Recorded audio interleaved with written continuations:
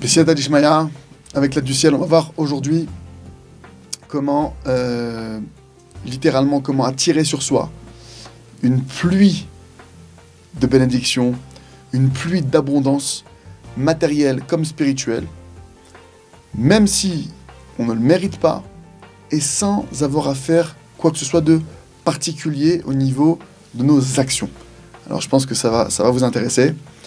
Alors, il faut savoir que notre maître Moshe Rabbeinu, alav shalom, quand il avait l'âge de 120 ans, et qu'il a demandé à rentrer en terre d'Israël, c'est écrit là-bas, va être Hanan.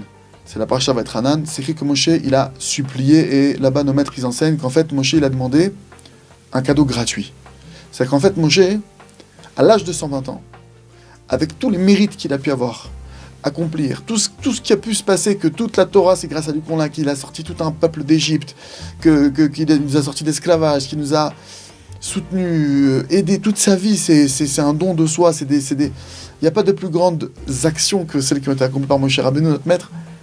Lui, on voit qu'à l'âge de 120 ans, véritablement, il demande un cadeau gratuit. Et il faut savoir que si Moshe, il a demandé un cadeau gratuit, c'est parce que véritablement, il ne se sentait pas capable, il ne se sentait pas au niveau, ni il ne pensait pas qu'Hachem lui devait quoi que ce soit. C'est un grand principe dans la vie. Hachem, il me doit rien. Si Moshe Rabbeinu, qui aurait entre guillemets à mon niveau, moi pu exiger quelque chose, lui, il n'a pas exigé parce que véritablement, il savait qu'il ne pouvait rien exiger à Dieu.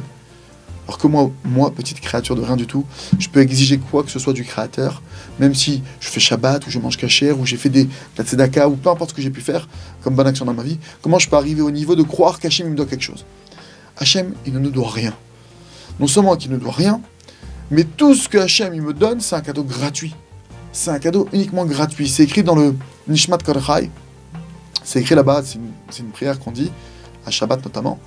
Là-bas, on dit à Dieu que si toutes les eaux se transforment en encre et que le ciel c'est un parchemin, ça ne suffirait pas pour le remercier des bienfaits matériels qu'on a reçus. Là-bas, on parle de choses matérielles. Ça ne suffirait pas pour le remercier tellement, le remerciement qu'on lui doit, il est énorme.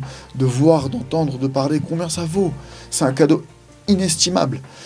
Et à plus forte raison, il disait Rav Arush, qu'Hachem donne longue vie, à plus forte raison pour tout ce qui est spirituel. Si déjà le matériel, il n'y a même pas de quoi le remercier, alors le spirituel, évidemment que tu n'as pas de quoi le remercier. Mais plus que ça, on a une dette qui grandit de jour en jour, on est redevable tout un chacun de plusieurs milliers de milliards de remerciements envers Dieu pour tous les bienfaits qu'il nous a donnés. Tu fais Shabbat, il faut que tu remercies Hachem au moins pendant 100 000 ans. Tu mets tes tefilines, au moins 1 milliard d'années, chaque chose. En réalité, il faut comprendre, le fait de faire la Torah, les mitzvot, le fait de pouvoir servir Dieu, c'est un cadeau qu'il nous fait. Et combien on est redevable envers Dieu, comment on doit le remercier. Béhémet. Et il faut savoir que cet état d'esprit dont je vous parle, c'est un état d'esprit c'est une des bases du judaïsme, et c'est une des bases d'une belle vie, pour avoir une belle vie. De remercier pour chaque chose, de prendre, mais surtout, pas simplement de remercier extérieurement, parce que j'ai entendu qu'il fallait remercier.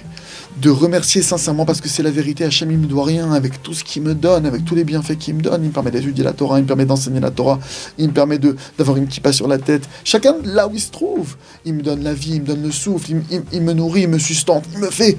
Je lui dois la reconnaissance. Non seulement que lui, il me doit rien, mais moi, je lui suis redevable de tonnes, de milliards de remerciements manquants. Comment je vais faire pour le faire? Maintenant, il faut comprendre que celui qui a véritablement cet état d'esprit en lui, c'est quelqu'un, comment tu le reconnais, c'est quelqu'un qui est en colère contre personne. C'est quelqu'un qui n'en veut à personne. C'est quelqu'un qui n'est jaloux de personne. C'est quelqu'un qui n'est pas triste. C'est quelqu'un qui n'en veut pas à Hachem. Pourquoi? Parce qu'il sait que tout vient d'Hachem. C'est Hachem qui gère tous les êtres humains sur Terre, tout ce qui existe sur Terre. Et Hachem, il ne me doit rien. Si Hachem, il a décidé qu'un tel me ferme la porte au nez, il y a une bonne raison à ça.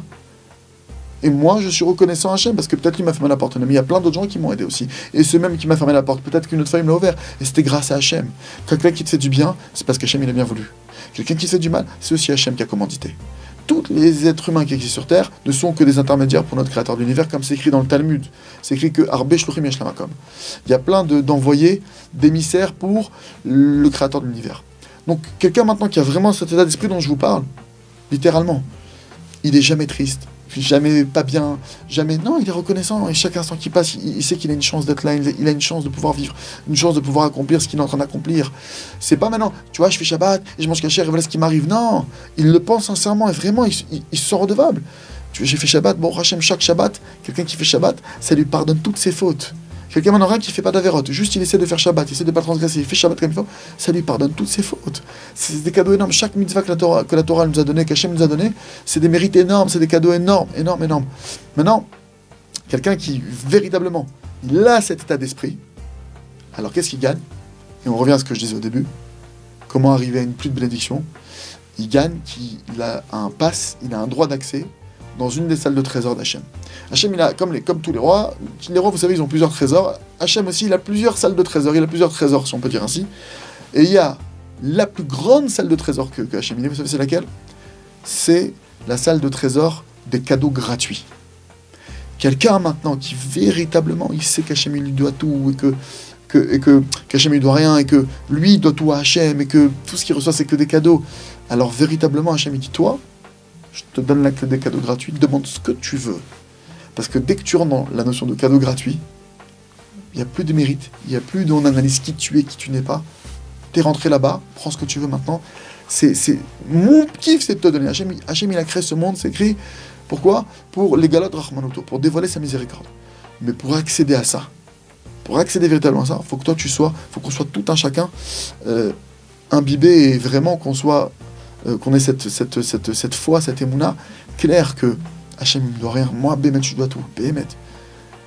Alors, Bezrat Hachem, il faut, pour arriver à travailler ça évidemment, il faut écouter des cours sur le remerciement, il faut essayer de remercier un maximum, il faut demander à Hachem la foi qui ne doit rien, il faut aussi se répéter à voix, des fois il t'arrive une situation, il te suffit de te répéter à voix haute, une situation qui est désagréable, c'est humain d'avoir le côté désagréable des choses, mais de dire, allô Hachem il me doit rien.